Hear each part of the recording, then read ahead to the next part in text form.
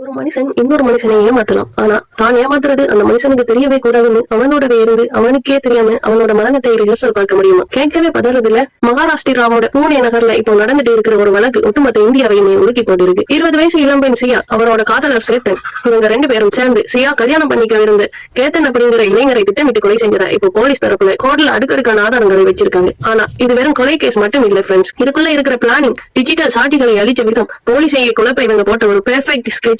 இந்த வழக்கின் நிமிடத்திற்கு நிமிடம் நடக்கிற நீதிமன்ற அப்டேட்களை தான் ஆதாரபூர்வமாக இந்த வீடியோல பார்க்க போறோம். Welcome to I squad. முதல்ல இந்த கதையோட பின்னணியை நாம புரிஞ்சுக்கணும். கேதனுக்கும் சியாவுக்கும் இன்னும் சில மாதங்கள்ல கல்யாணம் நடக்க வேண்டியது. இதுக்காக 2 பேரோட குடும்பமும் சேர்ந்து பாலி தீவுக்கு ஒரு free wedding photo shoot plan பண்றாங்க.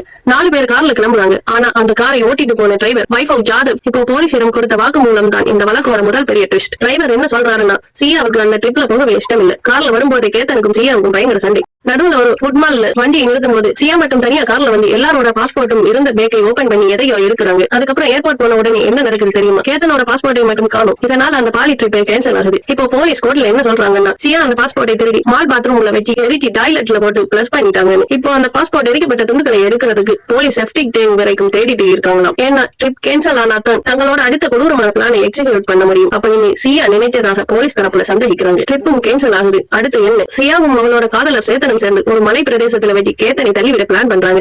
ஆனா இங்கேதான் போலீஸ் ஒரு அதிர வைக்கும் உண்மையை உடைச்சிருக்காங்க. இவங்க 2 பேரும் சும்மா ஏதோ ஒரு ஆத்திரத்துல இதை பண்ணல. பல ரகசிய இடங்கள்ல காபி ஷாப்கள்ல மீட் பண்ணி எப்படி கேத்தனை மலையில இருந்து தள்ளிவிடணும் அப்படின்னு பலமுறை ரிஹர்சல் பார்த்திருக்காங்க. ஏன் இந்த ரிஹர்சல்? ஏன்னா முதல் முறை தள்ளிவிட்ட கேத்தன் ஒரு புதரை பிடிச்சு தப்பிச்சு மேல வந்துட்டான். சோ அடுத்த முறை தள்ளிவிடும் போது அவன் சியாவோட கையை பிடிச்சு இழுத்துட கூடாது.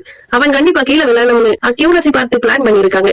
அடுத்து அன்னைக்கு சிசிடிவில மாட்டக்கூடாது, டோல்கேட்ல கார் நம்பர் பதிவாக கூடாதுன்னு கார் வச்சிருந்தோம். கடையில இருந்து ஒரு சாதாரண ஸ்கூட்டரை எடுத்துட்டு 90 கிலோமீட்டர் டிராவல் பண்ணி வந்திருக்கான் சேத்து. வரும்போது ஒரு ட்ரெஸ், மலைக்கு மேல வரும்போது அடையாளத்தை மறைக்க கூடி ட்ரெஸ் செம்ம சாதுரியமா நடந்திருக்காங்க. போலீஸ் இப்போ அந்த ஸ்கூட்டர் மற்றும் சிசிடிவி காட்சிகளை ஆதாரமாக திரட்டி இருக்காங்க. சரி, இவ்வளவு பிளான் பண்ணவங்களுக்கு சட்டம் பத்தி தெரியாதா? நல்லா தெரிஞ்சிருக்கு. போலீஸ் தங்களை நெருங்குறாங்கன்னு தெரிஞ்ச உடனே சியாவும் சேத்தனும் தங்களோட போன்ல இருந்த வாட்ஸ்அப், இன்ஸ்டாகிராம் சாட்கள், கால் ஹிஸ்டரி என எல்லா டிஜிட்டல் ஆதாரங்களையும் முழுமையா டெலிட் பண்றாங்க. இந்த வழக்கு பூனே கோர்ட்டுக்கு வந்தப்போ விசாரணை அதிகாரி மனோஜ் குமார் நீதிபதி முன்னாடி என்ன வாதாடுறாருன்னா, இவங்க டெலிட் பண்ண சாட்களை மெட்டா நிறுவனம் மூலமா நாங்க மீட் எடுக்கணும். சேத்தனை இன்னும் நாங்க அந்த கிரைம் சீனுக்கு கூட்டிட்டு போய் விசாரிக்கணும். அதனால இவங்களோட கஸ்டடியை நீடிக்கணும்னு கேட்டார். ஆனா இன்னொரு பக்கம் சியாவின் வழக்கறிஞர் விபுல் துசிங் மற்றும் சேத்தனின் வழக்கறிஞர் ராம் சஹானி என்ன வாதாடுறாங்க தெரியுமா? போலீசிடம் இப்போதைக்கு எந்த ஒரு கான்கிரீட் எவிடன்ஸும் இல்லை. எல்லாமே போலீஸ் அவங்களா உருவாக்குற கதைகள். எஃப்ஐஆர்ல சேத்தன் பெயர் 2 தடவை தான் இருக்கு. இவங்களை உடனே ரிலீஸ் பண்ணணும் கடுமையா எதிர்ப்பாங்க. ஆனா இருதரப்பு வாதங்களையும் கேட்ட நீதிபதி ஏஎம் விபோதே போலீஸ் தரப்புல இருக்கிற நியாயத்தை ஏத்துக்கிட்டு சியா மற்றும் சேத்தன் இருவருக்குமே ஜூலை 3 வரைக்கும் நீடிக்க உத்தரவிட்டு இருக்காரு.